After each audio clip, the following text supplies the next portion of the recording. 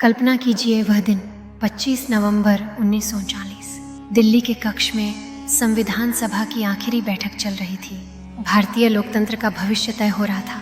सभा में एक व्यक्ति खड़ा हुआ, एक ऐसा व्यक्ति जिसने समाज के सबसे निचले पायदान से उठकर भारत के संविधान का निर्माण किया।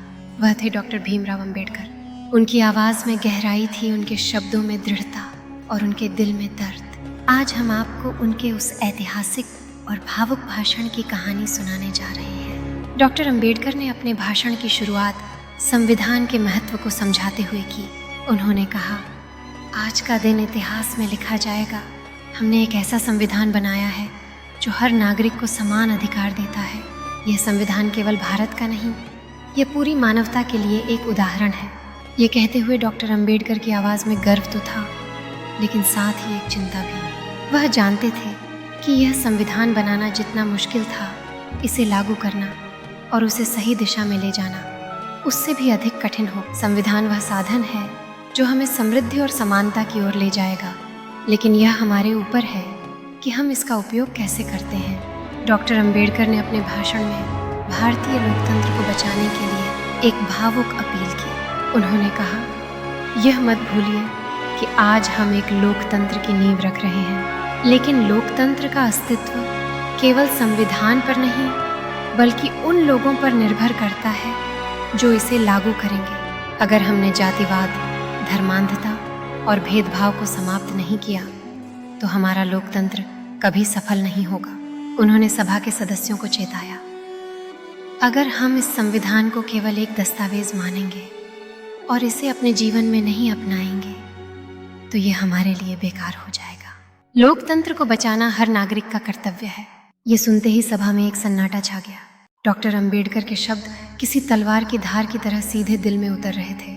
उनकी भावनाएं और विचार दोहराने की आवश्यकता को रेखांकित कर रहे थे, क्योंकि संविधान केवल कागज पर नहीं बल्कि हमारे कार्यों में जीवित रहना चाहिए। डॉक्टर अंबेडकर ने अपने भाषण में भारतीय समाज की एक बड़ी कमजोरी की ओर इशारा किया, नायक पूजा। उन्होंने कहा, भारत का समाज नायक पूजा का आदी हो चुका है। यह लोकतंत्र के लिए सबसे बड़ा खतरा है। किसी एक व्यक्ति पर पूरी शक्ति केंद्रित करना समाज को विनाश की ओर ले जा सकता है। लोकतंत्र तभी मजबूत होगा जब हर नागरिक अपने अधिकारों और कर्तव्यों को समझे। डॉक्टर अंबेडकर के इस बयान में एक गहरी पीड़ा छिपी थी। उन्होंने खुद अपने जीवन में देखा था कि कैसे लोग बिना सोचे समझे नेताओं का अंधानुकरण करते हैं। उन्होंने कहा था, हर नागरिक को शिक्षित होना होगा।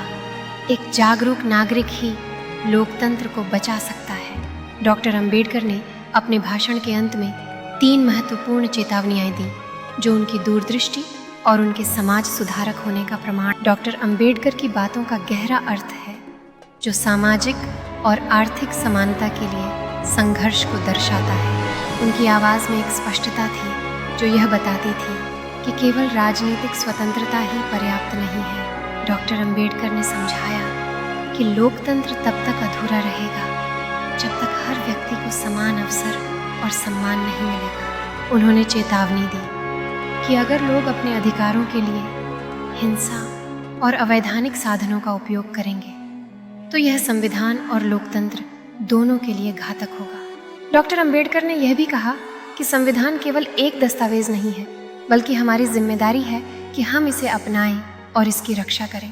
उन्होंने स्पष्ट किया कि अगर हमने इसे गलत दिशा में इस्तेमाल किया तो यह हमें गर्त में ले जाएगा। डॉक्टर अंबेडकर ने अपने भाषण के अंत में जो कहा, वह हर भारतीय के दिल में गूंजने वाला संदेश था।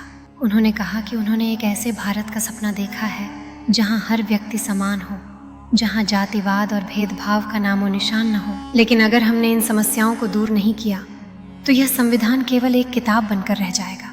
ये शब्द केवल उनके नहीं थे, यह एक समाज सुधारक का दर्द था। एक ऐसा व्यक्ति जिसने समाज के सबसे निचले तबके से उठकर हर भारतीय को एक समानता का सपना दिखाया। डॉक्टर अंबेडकर का यह ऐतिहासिक भाषण केवल एक चेतावनी नहीं था, यह एक मार्गदर्शन था, एक उम्मीद थी। उन्होंने हमें सिखाया कि एक सशक्त राष्ट्र कैसे बनता है।